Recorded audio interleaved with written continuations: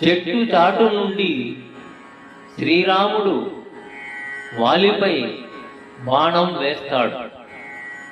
బాణం దెబ్బ తగిలి వాలి నేల కూలుతాడు.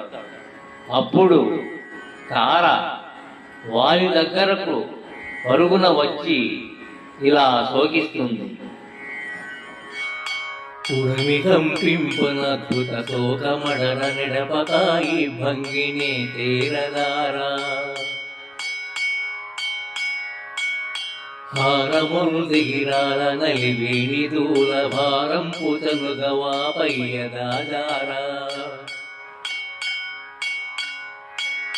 నీరజంబునను దేనియగారినట్లు తోరమై కన్నీరు దుర్గనందందా పలువడి నేతించి పవన వేగమునగలి దూలి పడు పుష్పదతికయు పోలి ఆవాలిపై బడి అందంద పొగుల వేదికార ప్రలాపింపతొడగే కపికులాధీశ్వర కపిరాజచంద్ర కపిరాజశేఖర కపి సార్వభౌమా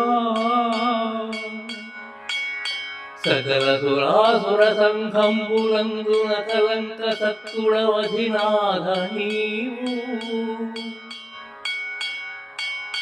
రాముని నని గెల్వరాదుండు మంటి నా మాట వినవైతి నా మంచి గుంటివా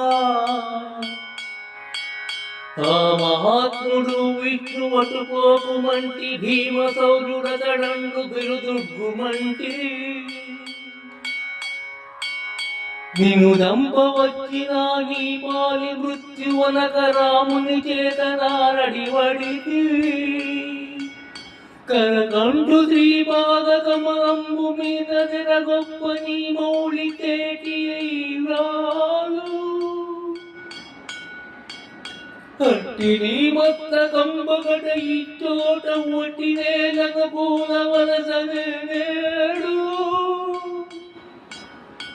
హృదయేశ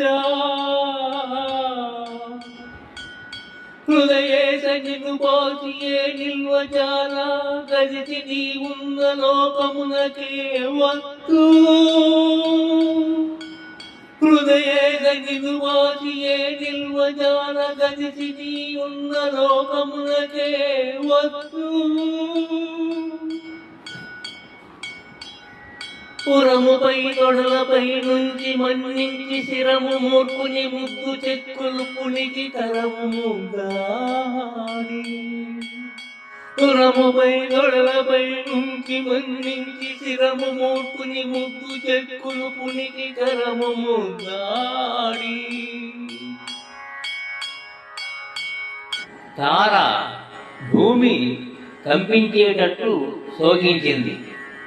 హారము తెగి నేల రాలుతుండగా ఆమె పయ్యక జారగా తామర పువ్వు నుంచి తేనె కారే విధంగా కన్నీరు కారగా పవన వేగమునకు తూలిపడు పూలత ఓలే వాలిపై తారపడి పొగిలి పొగిలి ఏడ్చింది.